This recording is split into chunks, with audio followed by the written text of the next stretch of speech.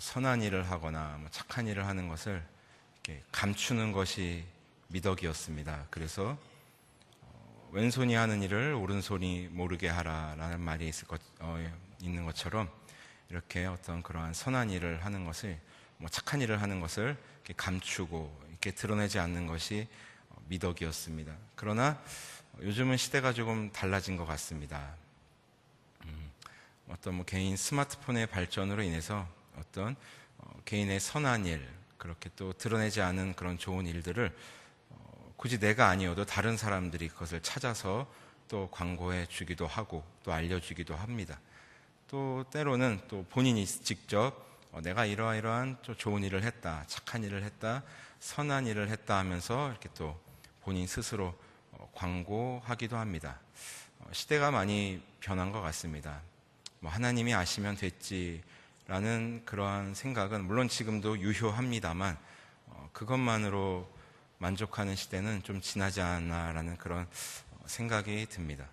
그런데 이것이 꼭 나쁜 것만은 아닌 것 같습니다. 그렇게 본인 스스로 내가 이러한 착한 일을 했다, 선한 일을 했다, 그런 일을 했을 때 또 주변 사람들이 칭찬해주고 또 박수를 쳐주면 그것이 또 이제 그것이 또 원동력이 되고 또 거기서부터 힘을 얻어서 더 이제 좋은 일에 또 선한 일에 또 힘쓰는 것을 볼 수가 있습니다. 그렇지만 굳이 누가 보기에도 착한 일도 아니고 선한 일도 아니고 또 착한 일이라고 하기엔 너무나 민망한 수준의 일을 하고 내가 이러이러한 일을 했다, 내가 이렇게 착한 일을 했다라고 막 이렇게 떠들어대는 사람을 보면은 여전히 비호감이기도 합니다. 굳이 말 안 하느니만 못한 그런 상황이 연출되고는 하는데, 자, 그래서 이렇게 본인의 어떤 그런 수고함을, 선한 일을 한 것을 이제 스스로 드러내는 것을, 이야기하는 것을 이제 공치사라고 합니다. 이 공치사의 사전적 의미는 이렇게 이야기합니다. 남을 위하여 수고한 것을 생색내며 스스로 자랑함. 자, 이렇게 공치사라는 단어를 들었을 때 혹시 누가 떠오르는 인물이 있으십니까? 절대로 여러분 입 밖으로 내지 마십시오. 혼자만 생각하시기 바랍니다. 자, 이렇게 공치사는 이제 남을 위하여 수고한 것을 스스로 이제 생색내고 자랑하는 것을 이제 공치사라고 하는데, 그런데 오늘 본문에 이렇게 자신의 어떤 그런 헌신과 희생을 자신의 입으로 이렇게 광고하는, 생색내는 그렇게 공치사하는 사람이 나옵니다. 다름 아닌 우리 모든 신앙인들이 사랑에 맞지 않는 사도 바울입니다. 자, 사도 바울이 어찌 이렇게 해서 공치사를 하는지, 잘못하면 거만하게 보일 수도 있는 이 공치사를 이렇게 세세하게 또 성경에 기록하며 이렇게 하는지 한번 우리가 좀 살펴보기를 소원합니다. 그리고 그 말씀을 통해서 우리가 또 교훈을 얻고 또 은혜를 나누는 이 밤이 되기를 소원합니다. 고린도 후서는 역시 고린도 전서와 마찬가지로 사도 바울이 이 고린도 교회를 향하여 보낸 두 번째 편지입니다. 이제 고린도 전서는 그 고린도 교회를 향하여 사도 바울이 이제 편지를 보내면서 그 안에서 이제 분파로 나뉘어지고 서로 이제 비방하며 싸우는 것을 이제 질책하며 훈계하며, 그리고 그릇된 성령의 은사에 대한 개념을 바로 잡아주는 그러한 편지였습니다. 그래서 고린도 전서를 읽으면 그래서 사도 바울의 그런 애통하는 심정을 우리가 또한 알 수 있습니다. 또한 고린도 후서 역시 또 사도 바울의 그런 또 애타는 마음이 나타나 있는데, 그 이유인 즉슨 이 고린도 교회에 또 이제 거짓 교사들이 이제 난립을 하게 됩니다. 그래서 그릇된 복음을 들고 들어오고 잘못된 가르침을 전파하며 그야말로 교회를 어지럽히고 또 복음을 훼손시키고 또 하나님을 오염시키는 그러한 일을 벌이게 됩니다. 그래서 그 소식을 들은 사도 바울은 또 그들을 향한 마음에, 고린도 교회 성도들을 향한 마음에 또 거짓 교사들에게 미혹되지 않기를 바라는 마음으로 다시 한번 편지를 보내는 것입니다. 이렇게 봤을 때 고린도 교회는 참 바람 잘 날 없는 그러한 교회인 것 같습니다. 그래서 이 거짓 교사들이 사도 바울과 고린도 교인들 간의 그 사이를, 더 나아가서 성도들과 하나님과의 그 사이를 갈라놓으려고 하고 있습니다. 그래서 사도 바울이 느긋하게 그것을 바라보는 것이 아니라 그들 향한 사랑의 마음으로 또 편지를 이렇게 보내고 있는 것입니다. 그러면서 사도 바울이 이야기하는 것이죠. 고린도 후서에서는 특별히 사도 바울이 적극적으로 자신의 그 사도됨을 변론하고 있습니다. 자랑하려면 주 안에서 자랑하고 늘 겸손할 것을 촉구하며 가르치던 사도 바울이 웬일인지 이제는 스스로 공치사를 하면서 이제 본인을 이제 내세우며 적극적으로 변론하고 있는데, 과연 그가 왜 이렇게 해야만 했는지 우리가 함께 좀 알아볼 필요가 있는 것입니다. 바로 이 거짓 교사들은 사도 바울의 그 사도성을 걸고 넘어지는 것입니다. 너가 진정한 사도냐? 네가 진정한 예수 그리스도의 제자냐? 하면서 사도 바울의 그 사도성을 걸고 넘어집니다. 그리고 그와 더불어서 네가 정말 히브리인이냐 유대인이냐 이렇게 또한 걸고 넘어집니다. 즉 거짓 교사들 자신들은 히브리인 이스라엘 민족으로서 우리는 선택받은 선민이라는 것입니다. 그래서 사도 바울은 오늘 본문 22절을 이렇게 시작하고 있는 것입니다. 그들이 히브리인이냐 나도 그러하며 그들이 이스라엘인이냐 나도 그러하며 그들이 아브라함의 후손이냐 나도 그러하며. 나 역시 이스라엘 민족, 이스라엘 사람이고 히브리인이고 아브라함의 후손이라는 것입니다. 그리고 그의 이 적극적인 변론은 로마서 11장 1절에서 더욱더 도드라지게 나타납니다. 로마서 11장 1절입니다. 그러므로 내가 말하노니 하나님이 자기 백성을 버리셨느냐? 그럴 수 없느니라. 나도 이스라엘인이요 아브라함의 씨에서 난 자요 베냐민 지파라. 거짓 교사들아, 너희들이 히브리인임을 자랑하느냐? 나도 그러하다. 너희들이 그렇게 꼼꼼하게 따지는 조건에서 내가 빠지는 것이 무엇이겠느냐? 이렇게 이야기합니다. 그리고 23절은 이렇게 시작합니다. 그들이 그리스도의 일꾼이냐? 이제는 강력하게 그들을 향하여 질타를 시작합니다. 자, 사도 바울이 이렇게 이야기한 본래의 의미는 마치 어린아이들 싸움처럼 너는 일꾼 아니고 나만 일꾼이다, 이렇게 그들을 비방하며 싸우는 것이 아니라 진정한 그리스도의 일꾼이라면, 진정한 하나님의 사람이라면 마땅히 지니고 있어야 할 덕목과 그리고 그 흔적이 있어야 한다는 것을 그들에게 알려주기 위함입니다. 거짓 교사들을 향하여 이야기하는 것입니다. 그래, 너희들이 하나님의 사람이고 하나님의 일을 하는 사람들이라면 과연 너희들에게 과연 그러한 덕목과 그런 흔적이 있느냐는 것을 오히려 반문하는 것입니다. 그래서 특별히 오늘 본문 23절로 27절에 나와 있는 내용, 제가 특별히 쉬운 성경으로 읽어드리겠습니다. 여러분 눈으로 한번 따라오시면 되겠습니다. 쉬운 성경으로 읽어드리겠습니다. 본문 23절로 27절입니다. 그들이 그리스도의 일꾼입니까? 이 말을 할 때에 내가 제정신이 아닌 사람처럼 보이겠지만 나는 그 사람들보다 더 뛰어난 일꾼입니다. 나는 더 많이 수고했고 감옥에도 더 많이 갇혔으며 셀 수 없을 정도로 매를 많이 맞았고 죽을 고비도 여러 번 넘겼습니다. 또 유대인에게 39대 맞는 태형을 5번이나 당하였습니다. 몽둥이로 3차례 맞고 돌에 맞은 적도 1번 있었습니다. 배가 난파된 적도 3번 있었으며 밤낮을 망망대해에서 표류한 적도 있었습니다. 자주 여행을 하는 동안 강물의 위험과 강도들로부터 오는 위험, 내 동족들에게서 받는 위험, 이방인들에게서 받는 위험, 도시에서 당하는 위험, 황량한 광야에서 당하는 위험, 바다의 위험, 또한 거짓 신자들로부터 오는 위험을 겪었습니다. 나는 수고하고 애쓰며 살았습니다. 잠 못 들어 밤을 지샌 적이 여러 번이고 배고프고 목마르고 굶기도 자주 하고 추위에 떨고 헐벗음의 고통도 받았습니다. 자, 여러분, 이 본문의 말씀을 대하실 때 여러분 어떤 느낌이 드십니까? 아, 사도 바울 참 고생 많이 했네. 아, 왜 이렇게 사서 고생했을까? 아, 사도 바울 참 안 됐다. 뭐 이런 정도의 생각만 드십니까? 자, 사도 바울이 이렇게 이야기했던 것은 하나님의 일꾼으로서, 하나님의 사람으로서 마땅히 지니고 있어야 할 덕목과 그리고 그 고난의 흔적에 대해서 이야기하는 것입니다. 그래서 사도 바울이 이렇게 이야기하는 것을 이렇게 보건대, 과연 나는 하나님 앞에서 올바른 하나님의 일꾼이었는가, 참된 일꾼이었는가, 이렇게 되돌아보게 됩니다.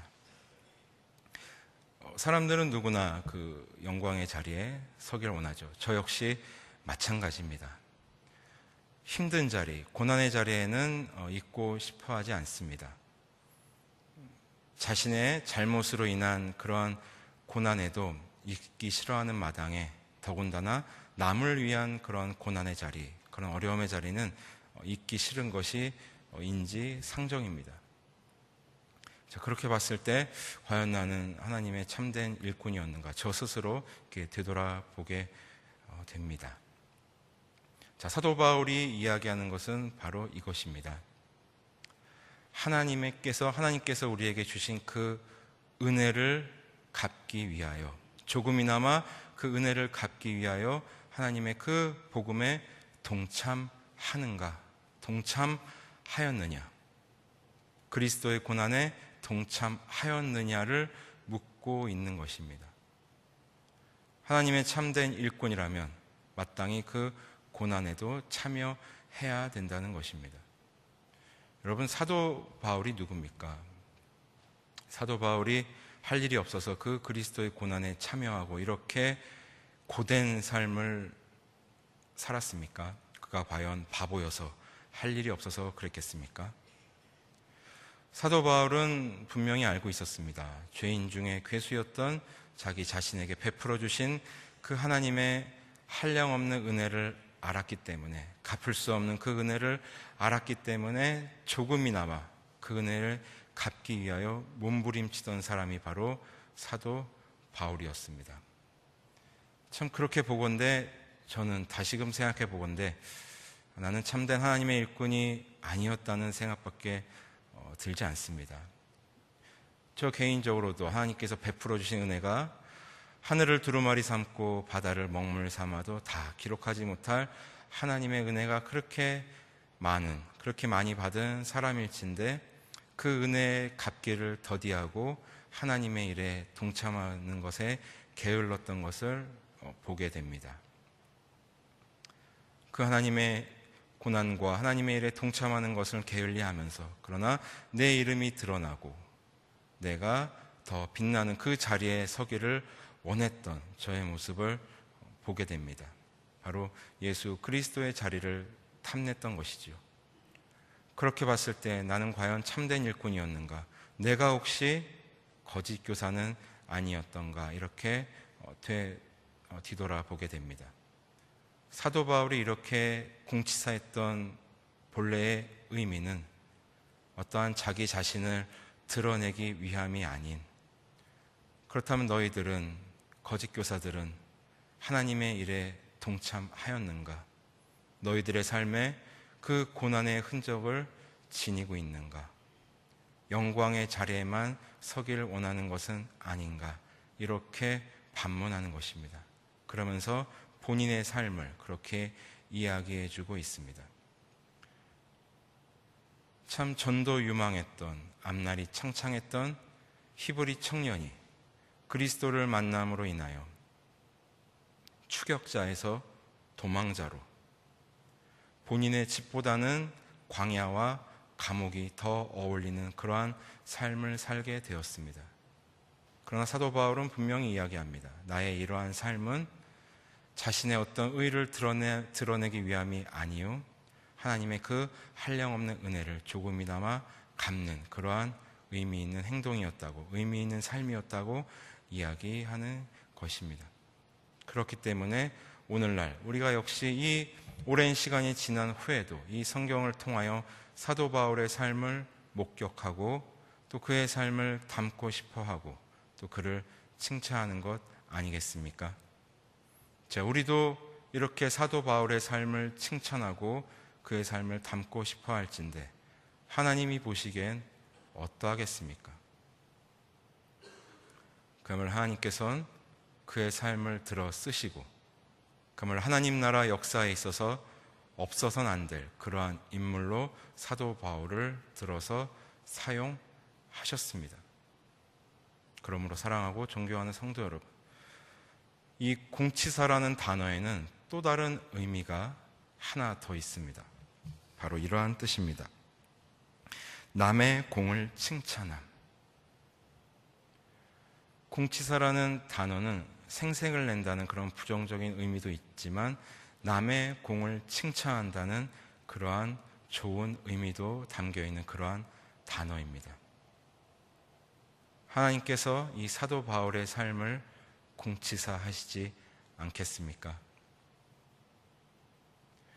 자신의 입신양명을 위하여 살아갔던 것이 아니라 그리스도의 그 고난에 동참하며 또한 그 하나님 앞에 그 은혜를 갚아가는데 자신의 삶을 투신한 그 사도 바울의 삶을 하나님께서 어찌 공치사하지 않으시겠습니까?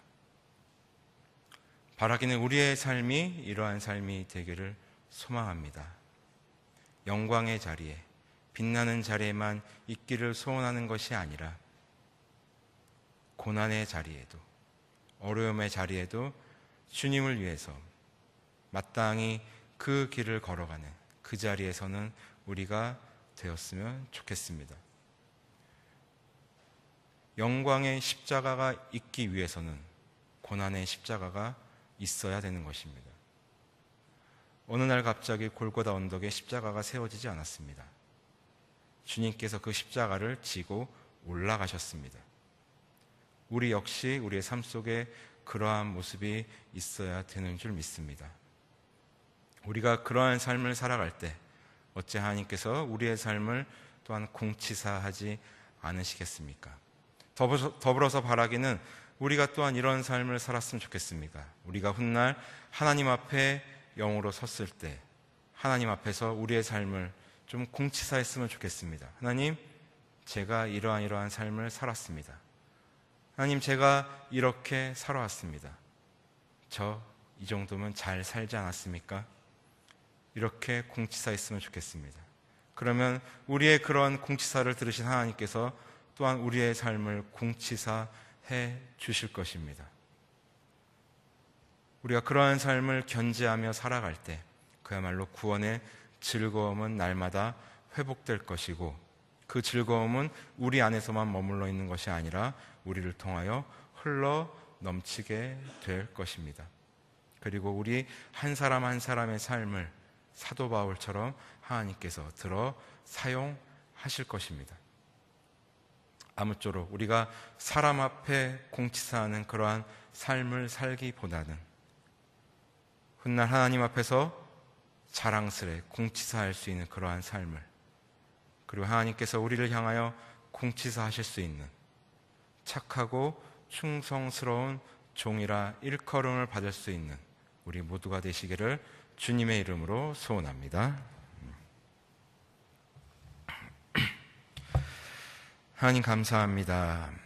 오늘 사도 바울을 통하여 그리스도인의 삶이 어떠해야 되는지 다시 한번 깨닫고 나아가게 해주심에 감사를 드립니다. 하나님, 사도 바울의 이 공치사를 보건대 그의 진심이 또한 느껴지는 것이 사실입니다. 그의 의를 드러내기 위함이 아닌 하나님의 참된 일꾼으로서 마땅히 살아야 할 성도의 삶의 모습을 그의 입술을 통하여 또한 깨닫게 해주시니 감사를 드립니다. 아버지 하나님, 우리가 이 말씀을 통하여 우리의 삶도 그러한 삶이 될 수 있도록 주님 인도하여 주옵소서. 아버지, 우리의 삶이 훗날 하나님 앞에서 우리가 하나님 앞에 자랑스럽게 공치사할 수 있는 우리 모두가 될 수 있도록 인도하여 주옵소서. 더불어 하나님께서 우리의 삶을 공치사하실 수 있는 그러한 복된 삶을 살아가는 우리 모두가 될 수 있도록 주님 인도하여 주옵소서. 아버지 하나님, 우리의 삶 속에 너무나 어려움이 많고 고단함도 있고 고난 가운데 있음을 아버지 하나님 이 시간 또한 고백하며 나아갑니다. 아버지 하나님, 때론 하나님의 그 음성이 들리지 않을 때가 있고 하나님의 그 구원의 계획에서 탈락한 건 아닐까라는 마음이 들 때도 있는 것이 사실입니다. 그러나 아버지 하나님, 이 시간 다시 한번 깨닫고 나아가는 것은 그러한 흔적이야말로 참된 그리스도인으로서 하나님의 일꾼으로서의 흔적임을 마땅히 갖추어야 할 덕목임을 다시 한번 깨닫고 나아갑니다. 아버지 하나님, 그런 상황 속에서도 하나님을 향한 시선을 잃지 않으며 나아갈 수 있는 우리 모두가 될 수 있도록 주님 인도하여 주옵소서. 감사드리며 이 모든 말씀 우리 주 예수 그리스도 이름으로 기도드립니다. 아멘. 헌금 말씀드립니다. 지역 전도가 오늘부터 시작되었습니다. 이제 수요일, 토요일 오후 1시 30분에 이제 이 지역을 중심으로 전도가 이루어지는데 여러분들 많이 나오셔서 함께 동참해 주시길 바랍니다. 여러분들 기도 덕분에 한남로의 전도의 실행위원회 및 찬양제가 은혜 가운데 잘 마쳐졌습니다. 감사합니다. 가족사랑 축제가 10월 21일, 22일 양일에 걸쳐서 있습니다. 여러분 기억하시고 여러분 사랑을 전해야 될